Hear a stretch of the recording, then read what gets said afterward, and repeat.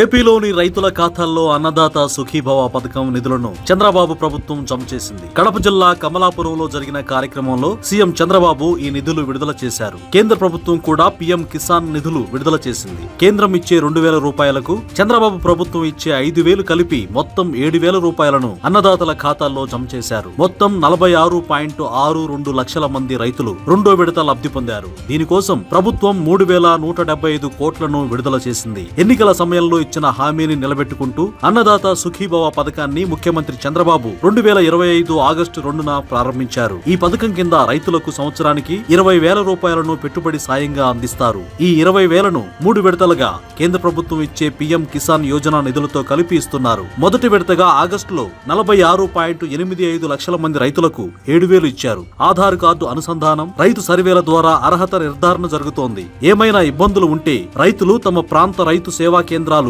లేదా జిల్లా కలెక్టర్లు కార్యాలయాలను సంప్రదించవచ్చు. అన్నదాత సుఖీభవ.ఏపీ.gov.in పోర్టల్లో కూడా సమస్యలను తెలియజేయవచ్చు.